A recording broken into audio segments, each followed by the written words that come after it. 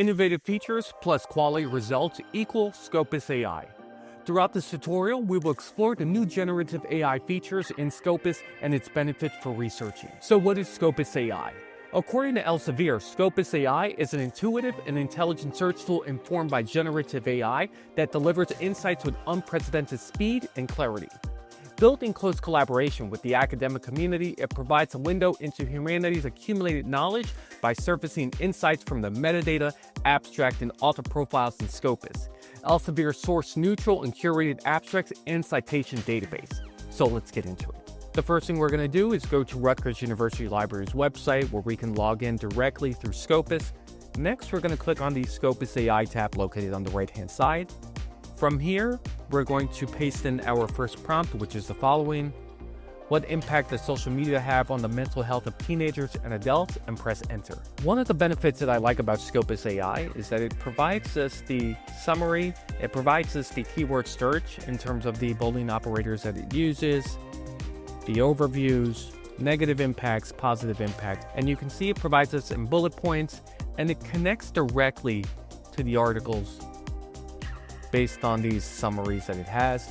We can go to the expanded summary based on these bullet points as well as the conclusions. One of the core features that I do like about this Scopus AI platform is that it will provide the references for all of its sources, and we can export them immediately. So if I click on show all 12 references, it's going to provide us all the references as well as a way to export it located on the lower right hand side. So I can click on export all references, and you can choose the citation manager that you want. I usually use EndNote or RefWorks, and I can click here, export it, and now I have my record. The other features that I like about this is that it allows us to go deeper into the research with some of these follow-up prompts. One of the highlights of this platform is the concept map. This allows us to outline topics and subtopics based on our research. So as you can see here with social media and mental health, and it has these subtopics as well. So if you wanted to really explore this and use this within your research paper, perhaps showing a visualization of your methodology in many ways, you can certainly do so. And you can download this right here. So if we click on this arrow, it will provide us a visualization of our research topic. Other core features about this platform is the topic expert. So if we click here, we wanted to see the leading researchers in this area.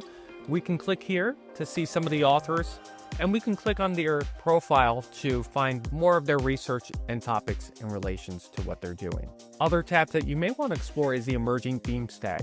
I really like this tab because it provides insights into this subject as well as sub areas within this research. So as we can see, global perspectives on social media and mental health, hypotheses that are directly correlated with this topic, as well as other recurring themes such as Instagram and mental health, and it provides the references as well. So it lets you take even a deeper dive into this research topic. The next area that I'm going to dive into is follow-up prompting. I think it's very important to develop your prompts as well as follow-up prompts. So I'm going to paste the following. Provide me with 3 of the highest citations on this topic. So I want to explore and take a deeper dive into what this generative AI platform could do for us. And I'm going to click on the arrow button located on the right-hand side. So it did in fact provide me with a summary based on the highest citations on this topic.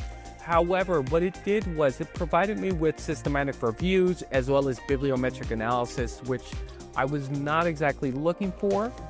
What I'm looking for is some of the highest cited articles based on this topic, not necessarily a bibliometrics research paper on the highest cited article. So this does have its strengths and limitations based on prompts and follow-up prompts. And I think that this is something that can be corrected over time, and it will get better. This next segment will focus on the deep research feature. Deep research allows us to be concise with our topic, and as a result provides us with an in-depth research report. So if we click on the deep research tab located here, we're going to put in our prompt, which is the following. What does the literature say about the impact social media has on teenagers between 14 and 18 years old? And I'm going to click on the arrow here. So as we can see here, the deep research tab broke things down based on key finding tables, direct answers, study scope, assumptions and limitations, suggested further research, and etc. Just in-depth information based on this research topic. Could be used as a study guide, but could be used as a great way to outline your research processes, as well as it connects references associated with it. One of the benefits of using the Deep Research tab is that we can export this as a report. So if we click on the View as PDF, it provides us with an entire report. Once again, based on key findings, direct answers, and etc. 13 pages of core content related to your research topic, which is very impressive. Here are my key takeaways.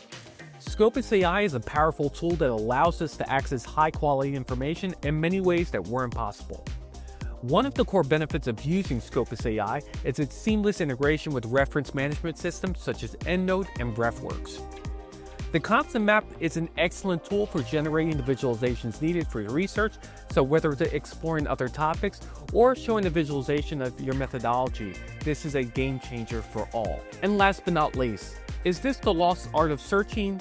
Are AI platforms over-curating information through prompts?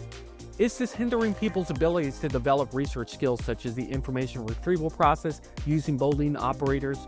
I will leave that question up to you. Feel free to comment below. And if you're interested in learning more about AI tools, feel free to pick up my ebook, 30 AI Tools Leveraging AI for Efficiency for Educators, Librarians, and Researchers in the link below. And I want to thank my sponsor, The Burnt Coffee. If you're interested, get the promo code JTResearchAI and go to theburntcoffee.com. With that being said, I want to thank everyone for viewing this tutorial. If you have any questions whatsoever, please feel free to contact me at jonathan.torres@rutgers.edu. Feel free to network with me. I'm on LinkedIn and X. With that being said, take care.